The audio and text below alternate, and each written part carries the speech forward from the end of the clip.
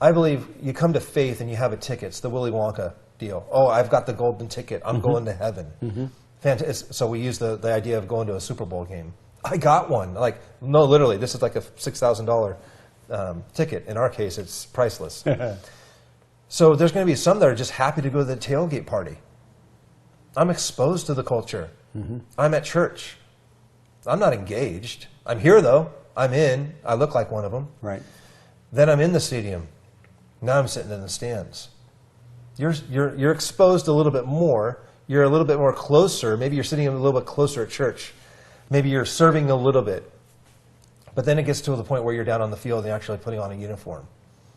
But you're still not in the game. Not only do we need to be in the game and being active, producing, but one of my favorite ones I want you to unpack is, I know I'm on the right team, but am I in the right position? That's one of my favorite. Unpack that a little bit. Because I look at Paul's life and I go, 35, most of his initiatives started happening in his 40s. He went from exposure to being on the right team, then it became strategic assignment. Yeah.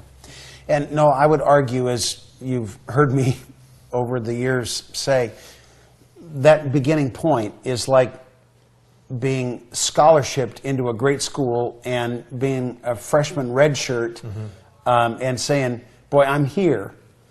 How delusional would that freshman redshirt at college football be to say, I'm interested in having my Super Bowl assignment immediately because I want to play in the big game someday, and the distance between the redshirt freshman and the Super Bowl win, where he was actually playing time participating, is a distance that he's got to travel. There's a good chance he could get there, but he's got to go through the journey.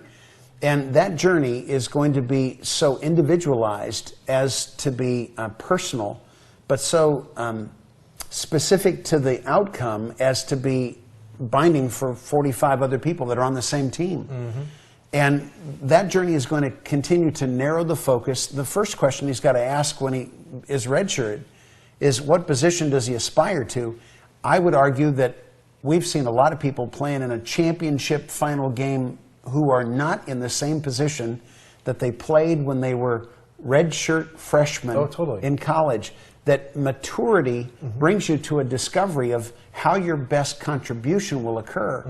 And though he knew everything he could know as a freshman, that the learnings that go from there to the Super Bowl are extraordinary. And so one of the things that we're going to be unpacking through the Masters Online experience is to go from that early stage, I'm here, I'm available, I think I'm destined for the Super Bowl. That's great. We believe that too. But let's find out, offense or defense, line or backfield. Are you more likely the guy who's going to play in the early quarters or the latter quarters? Where is it that you're going to make your most impressive contribution, that player of the game could be possible when you finish your performance? Anything short of that is less than you should be aspiring to, because the God of heaven made you for a specific contribution that is going to be uniquely yours. But what's true of every single player there? They had to have a fitness level that qualified them to play all 4 quarters. And this 4-month experience that we're finishing up this month has been about addressing the question, what physical condition must I have to make it all the way to Super Bowl? What intellectual condition do I need to foster to make sure that the wisdom that goes with my knowledge is what I need to have? Because it's not just, you can learn a lot of football on a whiteboard and from watching films, but you got to learn the wisdom that says, I've stepped up to the line and I've assessed the whole field, and intuitively I now know where I'm heading with a split-second accuracy.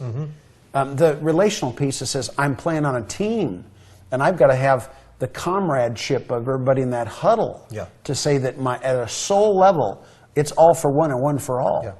And the spiritual level says, I'm listening to the coach on the sideline, and we have a relationship that is so tuned that just looking at me, he can give me a look, a facial expression, and I can read it because we're tight. You're in tune to that frequency, man. That's the kind of preparation that these 4 sessions have been designed to cultivate because we belong on that field.